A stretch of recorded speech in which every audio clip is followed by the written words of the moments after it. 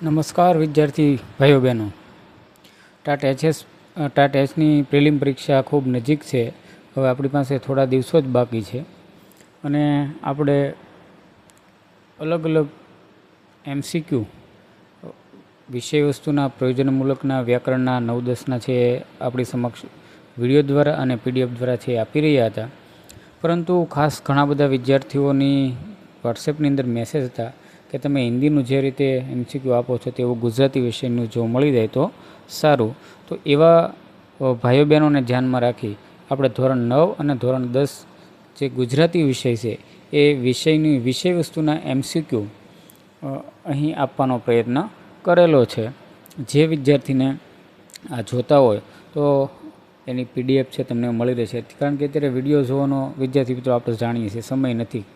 9માની અંદર 700+ MCQ છે, 10ની અંદર પણ એટલા જ MCQ છે. આની PDF જોતી હોય તો ફટાફટ તમે છે આ વિડીયો જોઈ લો એટલે ફટાફટ એની PDF મળી રહે એવા પ્રયત્ન છે તમે કરજો. તમે સ્ક્રીન ઉપર જોઈ શકો આપણો એક વોટ્સએપ નંબર પણ આપેલો છે 9799633956. આના ઉપર તમે મેસેજ કરજો અને તમારે કઈ PDF જોઈએ છે એ કઈ અને એની નજીવી કિંમત છે એટલે કે 98 રૂપિયા કિંમત છે એ તમે પે કરી દેશો એટલે તમને PDF છે વોટ્સએપમાં મળી જશે, જેથી કરીને તમને વાંચવામાં અનુકૂળતા રહેશે. જેને જરૂર છે તેવા વિદ્યાર્થીઓ જ આ છે PDF છે પ્રાપ્ત કરે. તો તમને PDFનો માત્ર નમૂના રૂપો આપી છે, બધી છે વાંચો આપણે નહીં વાંચીએ, પણ કેવા કેવા MCQ છે એ પાઠ પ્રમાણેના છે એ તમને એક એની નાનકડી ઝલક છે આ વિડીયોમાં બતાવીએ. ભાઈ બહેનો તમે જોઈ રહ્યા છે કે પેલું જે કાવ્ય છે સાંજ સમય સાંભળ્યો, તો એના જે MCQ કેવા છે તો એ આપેલા છે કે દાખલા તરીકે સાંજ સમય સાંભળ્યો કાવ્યના કવિનું નામ શું છે, તો એનો જવાબ આપેલો છે નરસિંહ મહેતા.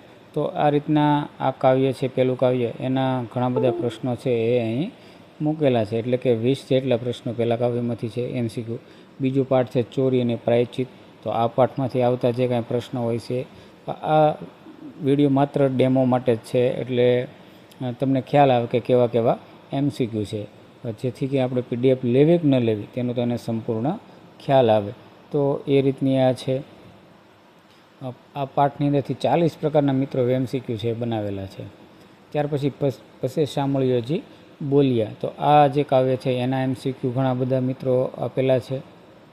આ રીતના ગોપાળ બાપા પાઠ છે, બધા જ પાઠના કે કાવ્યના જે કંઈ MCQ હોય છે એ કાવ્ય અને પાઠ પ્રમાણે બની શકે એટલા MCQ છે આપવાનો પ્રયત્ન કરેલો છે. ગુર્જરીના ગૃહકુંજ જે કાવ્ય છે એનો. ત્યારબાદ આ બધા જ પ્રકારના MCQ છે એટલે કે કાવ્ય અને પાઠના આપેલા છે. આ 9માનું જોયું.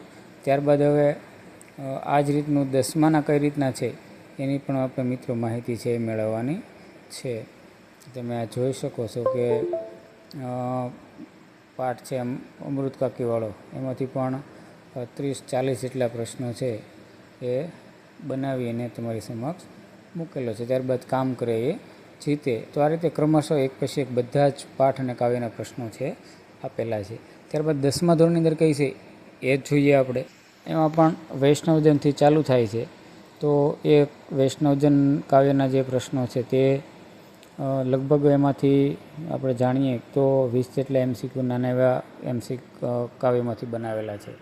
ત્યારબાદ રેસનો ઘોડો જે પાઠ છે એમાંથી પણ 40 જેટલા પ્રશ્નો છે એ બનાવેલા છે.